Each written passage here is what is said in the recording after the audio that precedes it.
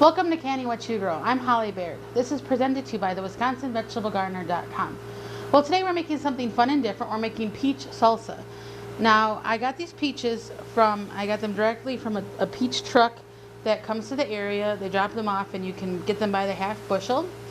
And so we're going to do a few different things with them, but one of them is making peach salsa, something I haven't made much of in the past. So the first step is you need to peel your peaches, and we just used our peeler like this. It goes around the peaches quite nicely, but some people will blanch them, like similar what you do when you're peeling tomatoes, where you put them in the hot water for about a couple minutes and you put them in the ice bath, and that way you can peel them that way, but it just depends on what is easier for you. So the first step here is I'm going to get these diced up. I need 6 cups for this recipe. Okay, so now we have our 6 cups of peaches diced and ready to go. And then we need to add a few other items. One is we're going to dice this red pepper here. We need 3 cloves of garlic diced, 1 jalapeno, between 1 and 3 depending on what heat level you like. I'm going to take the seeds out of this because we don't like a lot of heat, just a little. And then 1 regular medium-sized red onions. So let me go ahead and get this started.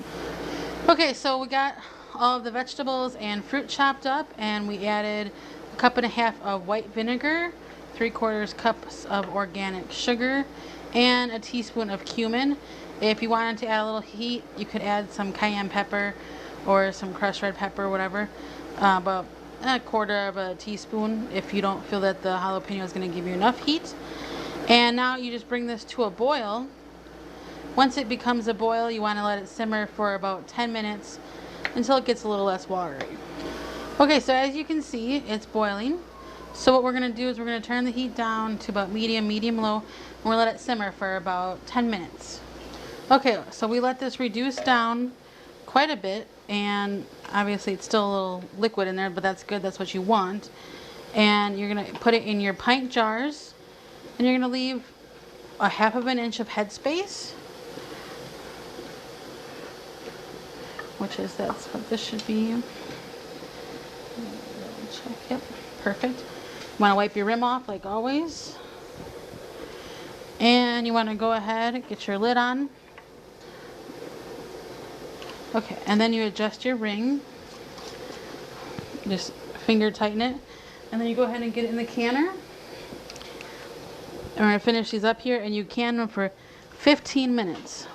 And again, you want to start when the water is boiling. Obviously, our water is boiling quite nicely, but if yours is not, then you don't want to start timing until it is boiling.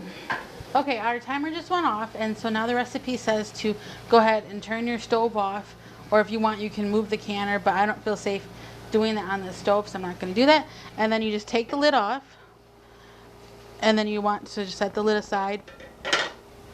And for 5 minutes, you just leave it like that, and then once 5 minutes has passed, then you go ahead and you take the jars out of the canner.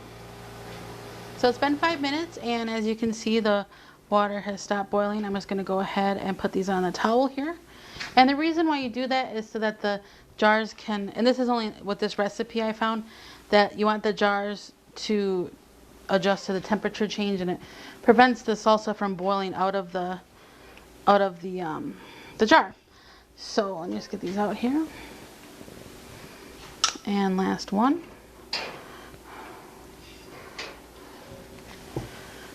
Okay, and I got this recipe from a book called Food in Jars, and you can find the writer of the book. Her name is Marissa, and you can find her on Facebook and other social media sites. She also has a website, and her book has a lot of great recipes. And we're going to go ahead and let these sit, and then they'll be ready to go. And I'm Holly Baird, and this has been Canny What You Grow. To see all of the Canny What You Grow video series, you can visit our website, which is thewisconsinvegetablegardener.com, and you click on the Canny What You Grow icon.